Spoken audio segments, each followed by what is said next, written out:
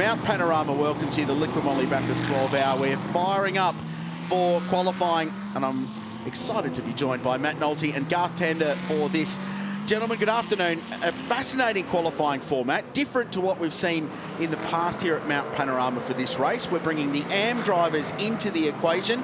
They play a meaningful role now into getting your car into the top 10 shootout later on this afternoon.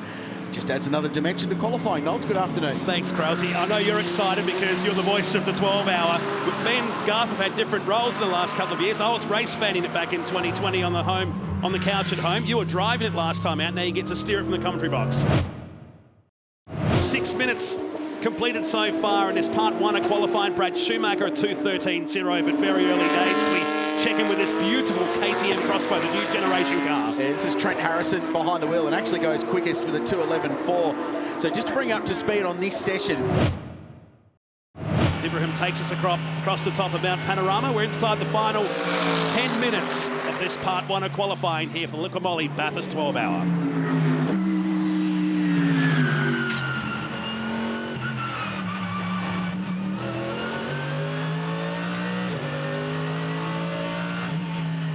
Quick times at the top of the leaderboard in qualifying. Qualifying part one of qualifying for the Liqui Moly Bathurst 12-hour. Some of the best GT3 cars in the nation going head-to-head. Liam Talbot is on a very good lap. We'll follow this through. Yasser Shahin on an even better one and potentially going to go to what will effectively be provisional pole position. So Talbot across the line, the first into the fives. Good lap, 2:05.7. Shahin gained ground, it was a PB, but remains third, just behind his teammate, Brad Schumacher, as we go down and say hello to Chad Nalon. G'day guys, just wanted to give you a bit of a Pirelli tyre update in this session as the 222 gets a little bit too close to the grass at the turn-in down there at Murray's. Most of the Audi cars are working on using two new sets of Pirelli tyres in this session, including the guys that we're seeing at the top of the order at the moment. Just keep an eye on Garth Walden though, because his time that he set at the moment was actually on a roaded set of tyres, so he hasn't had a green tyre run yet in this session. So maybe Garth's going to pop up one or two spots towards the end here. And off the road is Yasser Shahin. It's down here at pit entry. I wonder if he was trying to get into the lane. And he's stuck, so that's a drama with a red flag, potentially bringing a red flag out. It just shows, even though it's not rained here since early yesterday morning, you get onto the grass, very rarely will you get out. It is so boggy on the outfields here at Mount Panorama. He's trying his best. And the trick with these cars is they've got a flat floor, so the car could be effectively bottomed out there. I mean, it looks like beautifully flat green grass, but if as you said, Matt, with the wet outfield, the tyres sink, the car's actually sitting on the ground with that flat floor. This is the replay of Yasser Shahin coming down to the final turn. And you can hear the tyre shudder. So he'd slowed down. And then now he actually hadn't had the moment. He was just getting out of the way. He'd slowed down to get track position there, and you could hear the tyres shuddering. Yeah. Let's see if we can pick it up from the in-car. So getting track position here, setting himself up. Look at that understeer. The tyres have cooled out too much. And then around he goes, and then tries to do the right thing here and just do a three-point turn, and that's what gets him into trouble. As we get set, green lights are on and we're out for part two of qualifying. Another 25 minutes heading our way. Clouds around us. It's got a bit darker outside since the end of the last session. We should be fine through this. The big guys come out to play. It's not how you look, right? Well, they're looking for the clouds, but I'm not sure which way. They were looking through the binoculars, but great to see so many people here.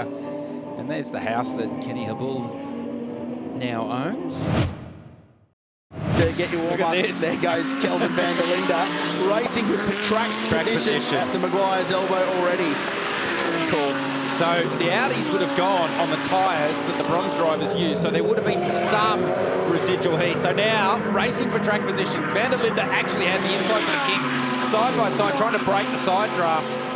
Now, this is qualifying, mind you. This isn't the race. And van der Linde does, he would have all had more braking grip with the warm tyre coming down into the chase. And that will bring out the red flag. Turn one, cold tyres. Brad Schumacher watching on, who was the victim of the red flag earlier, was on a lap that would have put him to the top in part one of qualifying. So no time set, all that racing for track position, all for nothing. I feel like we might do that again after this red flag. I suspect you might be right. Right, we're back to green. Just to finish your point on the weather, I think we're safe from rain for the moment, but the temperature has dropped a degree since the start of AM qualifying earlier, so the ambient temperature has come down, and with no direct sunlight on the racetrack, it'll be interesting to see how that plays out. This is what he did yesterday in that practice session. Just came out his first flying lap. You and I stood back at the timer going, did he just do that? It's his first look at the track. A little bit of traffic ahead, but should be okay by the time he gets down to... It's okay because it's Van der Linde, and Van der Linde's on a very good lap as well, so both the Audis are pushing on. So what can the 21-year-old from Switzerland do? He's an ADAC GT Masters champion from Germany. At 21, this guy can drive a GT3 car as well as anyone, and he's been right at home at Mount Panorama. It's a good lap. It's a 3.5, and on their aggregate time, 4:09. So remember, we're combining the lap times from the AM driver and the pro. So a low 3 already for Ricardo Feller, and we're looking for that margin between himself to get the Audis a little bit further up the grid. And this is a great story. A huge job from Team BRM to get the 17 car repaired after a big crash at the Dipper. I spoke to a couple of people. We didn't capture it, but he said that car rode the wall for a little bit up there. Quite a big impact, damage on all 4 corners, and they have worked so hard to get this car back out into the lane. Whose most recent lap put him in front of Chaz Mostert. And now Mostert goes through again and goes faster. So 0.3 of a second on the combined times. So 4 minutes and 8 seconds of lap time, and they're still only split by 0.3 of a second. Very, very close, and we go red with 7 minutes to go, and it's the Porsche stuck on the run up the hill towards Reed Park. See, we'll find out right here, right now. Oh, you can hear it over the hump. You could hear it. No, they were from the Porsche. Eric Constantinidis has had that impact on the run-up to Reed Park. That's a huge job for an AM Class GT3 car. It will not be resuming. Session will not resume, so qualifying locked and loaded, at least the first stanza of it, because we come back for a Pirelli shootout later on this afternoon. And great to see the Lamborghini in as well. Tony D'Alberto got the job to qualify that car, and they ended up 9th.